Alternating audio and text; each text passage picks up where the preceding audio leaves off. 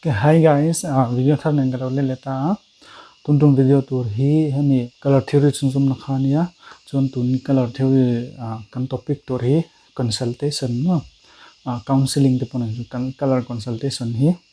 apoi moi me ma chu tun video bi ka topic tur ania chu lo thirang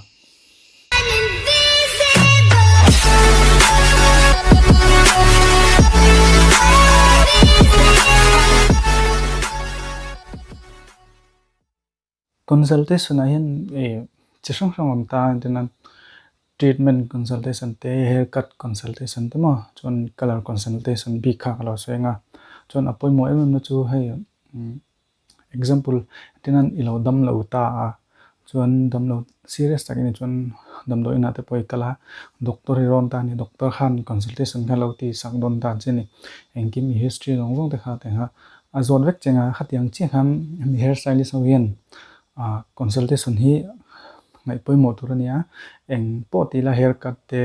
treatment po color po ti ta la consultation ni saber ai danga chuan tuna kan soi tum bek chu color consultation nia heng consultation a hian kemani na kan hriat tur kan notice tur mo le client te customer te kan zo tur bi kha om sang vele ta ni client mo customer te mo i colority masang don re in hriat tur poi mo om kan ti kha i kemani na kan hriat tur ngoi kan notice tur le kan zo tur te pon eng chu color client te kan zo tur te po om ta chung chu ten kan then sang ta kemani na kan notice tur te chu heng te hin ma sa chon i client te moi customer kha personality kha i set ngai ni mo chon client personality customer personality chon i andot le chon kan customer te hair color client te an hair color kha enge ni mo tu na i khoi lai mi ka eng hair color nge ni ati tele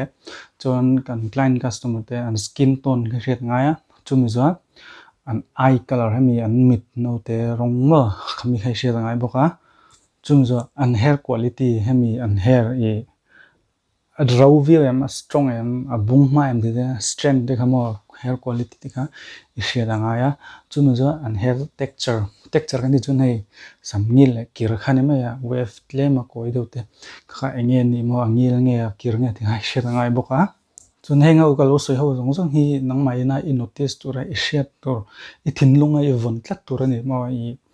color iti masak don re na ngin adang le adot le chon i nang mai na i zo tur mo client na kan zo na min chan la tur le i zo tur te kha masaber chon an hair history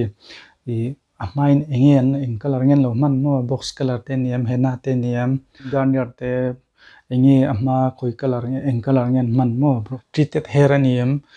permanent straightening ten tm keratin te antm thing ho jong over process color i sam chel tuk te niam ti ho jong khai she da ngai nen hair history khamo engtikan color nge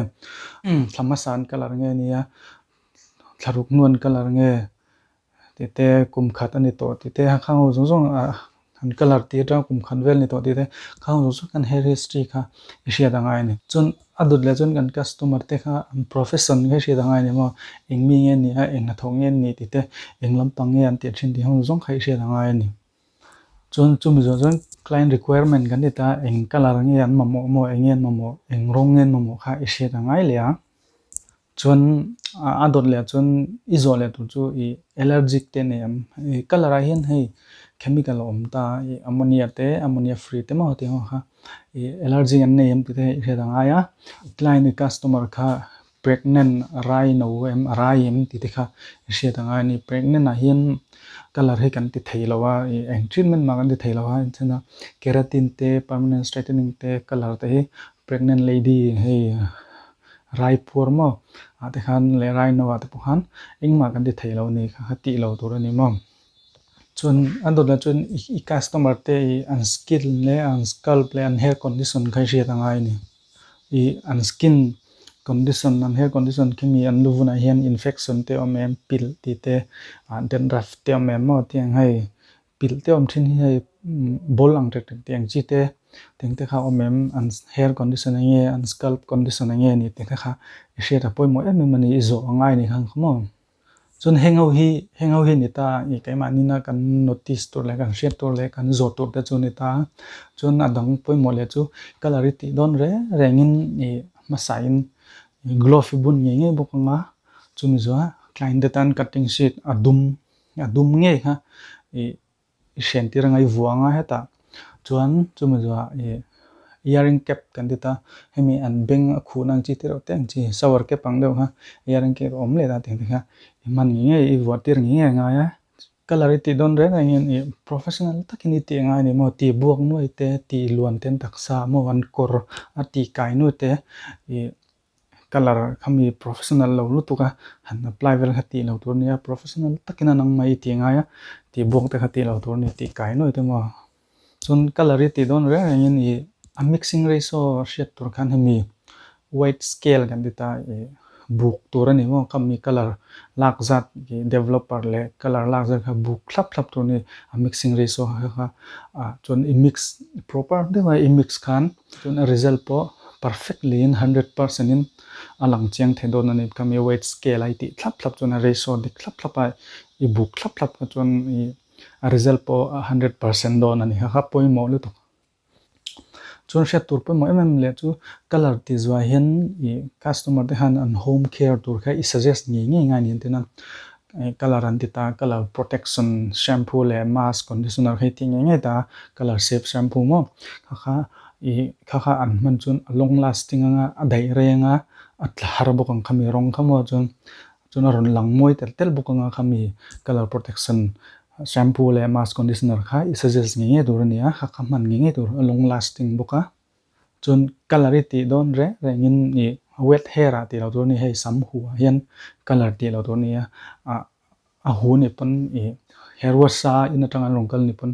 dryer ni chem ro nga 100% dry 100% sam ro han I color nge tur ania huwa color lo tur chun ama sa in I colority don in an sam klein sam kha a clean tur ani mo tinan lumom de dan rong kal thei dan raf te tam thei chun bal de te nan rong kal thei a kha isuk ngai ni purifying shampoo ni su fai ka clarity ma han a clean tur ani mo tinan sam te lo mom thea lo skal te lo mom thea kha color kai thelo ni khami hu a han chun moma te pokhan isu fai vek potanga